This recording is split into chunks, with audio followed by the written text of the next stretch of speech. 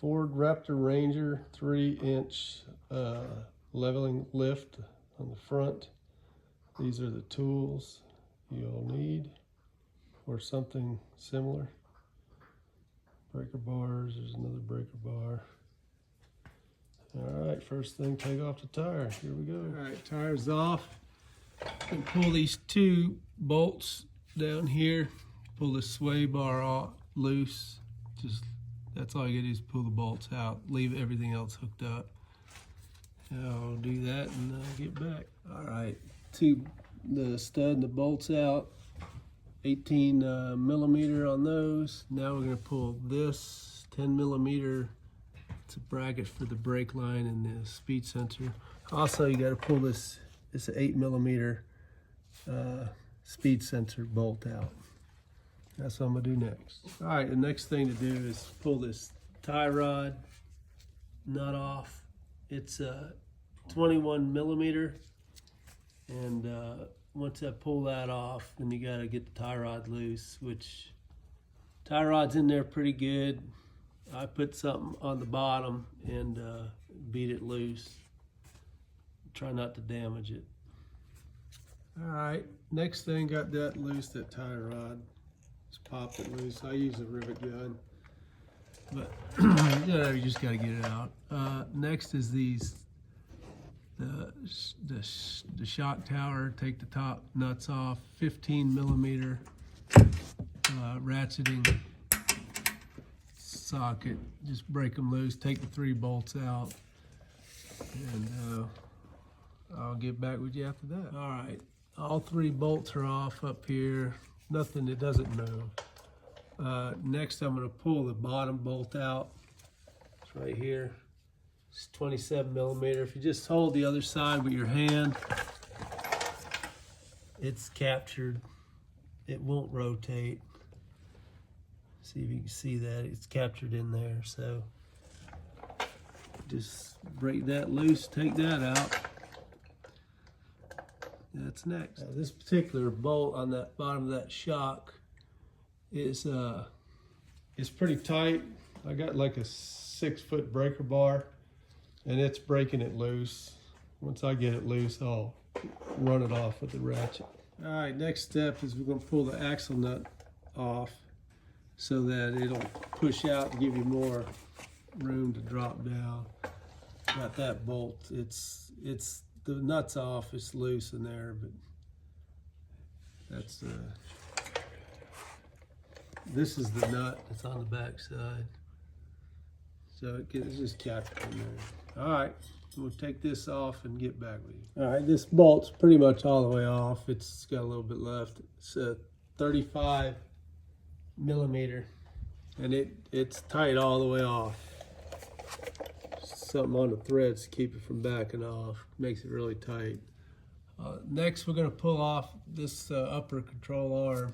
Take this loose, and then you have to carefully beat it apart. That'll be next. All right, that axle nut's off. It's pushed. I beat it back. Beat the axle back in there so it's coming out, so it doesn't pull out of the transmission. Next, I'm gonna pull this bolt out, drop this down in here, and then up here, this will come out. And at that point, there's this line back here. I'll pop it loose off the frame. There's 2 clips. I'll just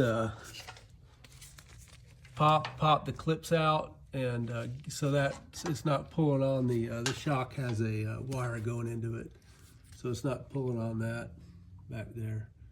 So that's what I'm gonna do next. All right, so here's your lift, 3-inch lift. It will bolt right onto here, but you have to turn this 180 to be up here with these 2 down here.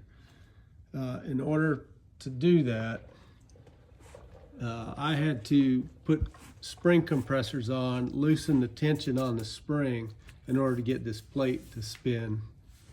And also, I backed this nut up not off, but just back it up some to take some of the pressure off. And I was able to spin this top plate without spinning this bottom housing, because this spring is really, really tight. So I'm gonna set it up, and I'll show you what it looks like when it's all set up. All right, here's what I have set up here. I've got the spring compressors on, and just draw it down, and then you got to turn this 180. This should be up now. This was up, now this is up. So when you put it up in there, all your holes will line up with the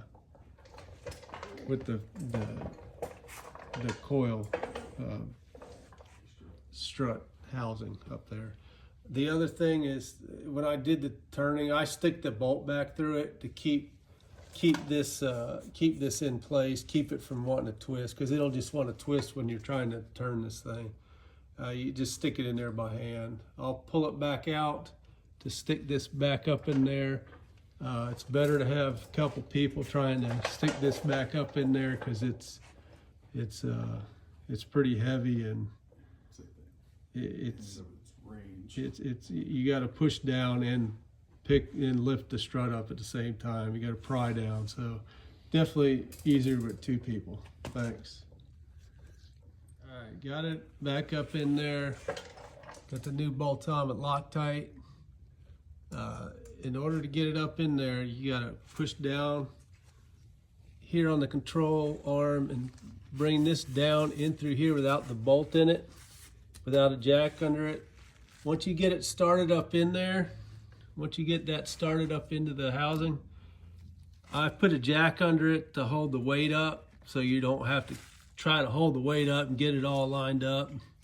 And once you get the far back bolt up there in the hole lined up, you might have to tweak this just a little bit. I used a screwdriver and just tweaked it a little to get the other holes to line up, and then I just used a jack, and it went right up in the hole, and I used a jack to hold it up while I got a nut started, and then just take the tension off the jack. Now this bottom bolt I'll put in now. You just have to push this control arm down to get that bolt back in, and it's not that hard. I'll do that next.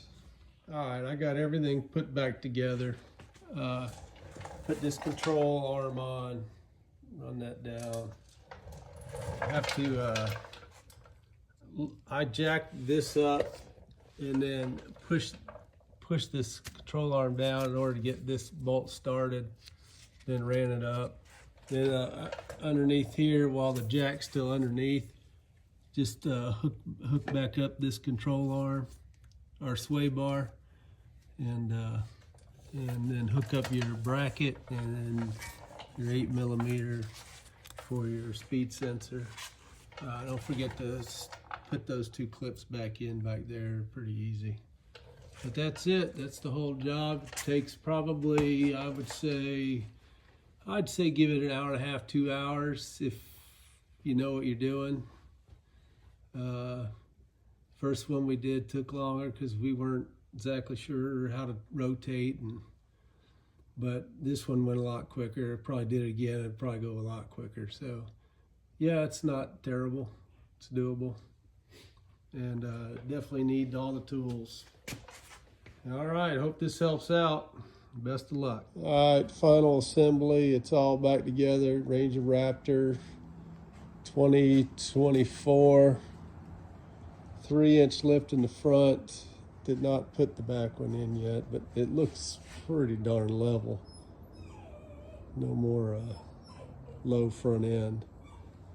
Rides nice. One thing I didn't mention during the video is you have these roll pins.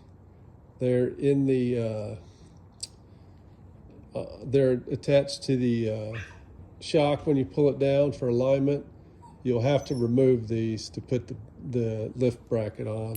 They pull right out with a pair of pliers. So that's it. Hopefully headlights self-adjust, so you don't have to do anything with that. Other than that, that's it. good luck, and there you go.